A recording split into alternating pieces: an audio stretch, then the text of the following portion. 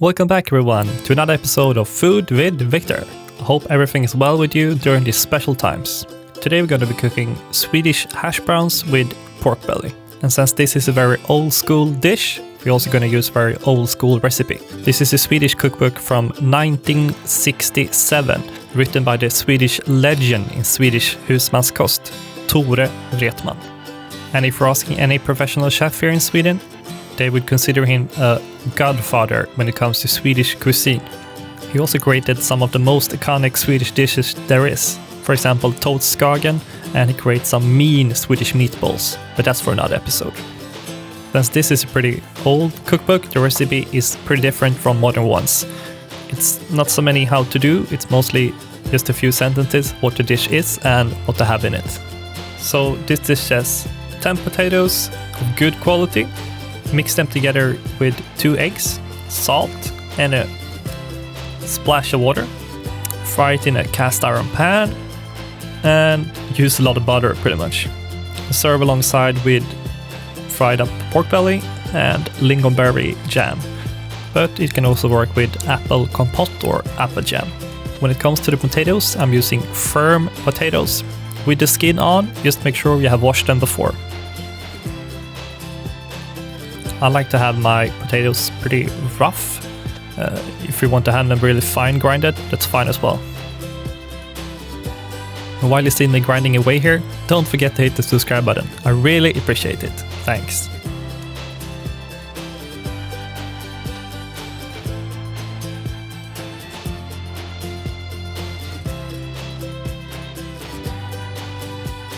Once your potatoes are grated, it's time to remove all the extra moisture. This can be done in many ways. What I like to do is just take my hands and squeeze everything out. That usually works fine. If you forget this step, it will be pretty hard to fry your potatoes. You will end up just boiling them. So that's why you do this. And when it comes to history of this dish, it gets a little bit tricky here. We're cooking hash browns here, but they're also the same recipe here for potato pancakes. So I'm a little bit confused here. I also checked with some older cookbooks and they also use just only 2 eggs. Some use wheat flour as well, but that's it. If you check in some modern cookbooks for potato pancake, you will find pretty much a pancake batter with potatoes in it. So maybe that's for another episode. But for now, I would consider this be a råraka or hash brown. But if you have some more information about this, please comment down below. It would be great to have some discussion about this. And the consistency of the batter you're going for here is a little bit runny, but not too much either. You really need to use quite a lot of butter in dish because it caramelizes the potatoes, and without the butter, it's not a complete dish. So get your butter ready. And the technique here is to create the pile and then you smash it out with the tool you're using. This will help you to create an even cooking surface.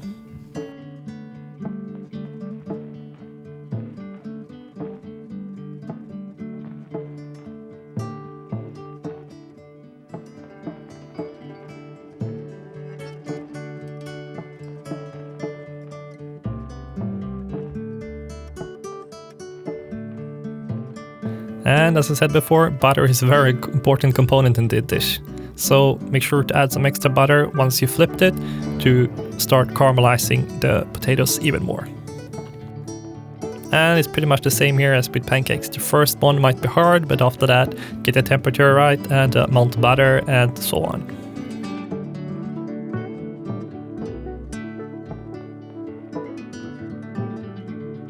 So what's different now, I got the temperature right in the cast iron pan and I'm creating smaller hash browns to easier flipping and more even cooking. And of course, don't forget the butter. And why you're using a cast iron pan here is because the temperature of the pan gets more divided into the whole pan. If you're using a much thinner pan, some part of the pan, for example the middle, might be hotter than the sides, and that will create the uneven cooking. And you guessed it, more butter.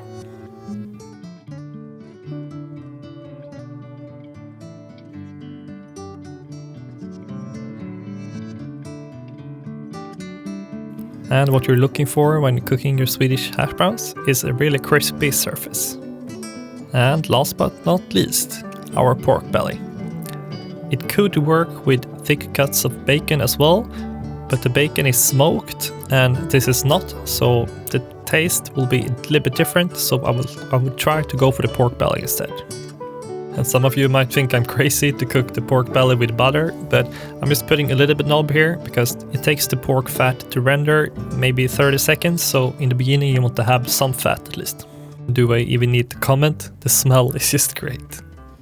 And a very important part of this dish is the lingonberry jam. And if you're not living in Sweden or around Sweden, it can be hard to find it, but apple compote works as well, or you can go to your closest IKEA and find it there. And once your pork belly is crispy enough, put some white pepper on it. It's a touch. And when it comes for the amount of hash browns versus the pork belly, I don't know, go with 50-50 or whatever ratio works for you. And the lingonberry here is very important key component. And if you ask any Swede, without the lingonberry, it's not the complete dish.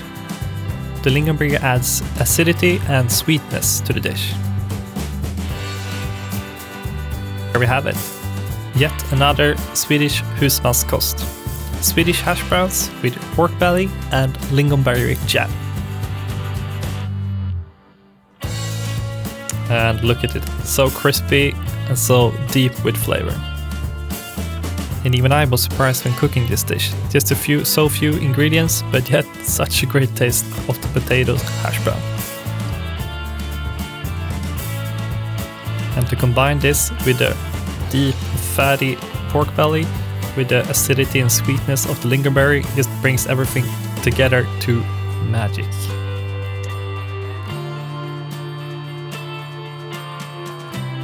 Thank you everyone so much for watching, and see you in another episode.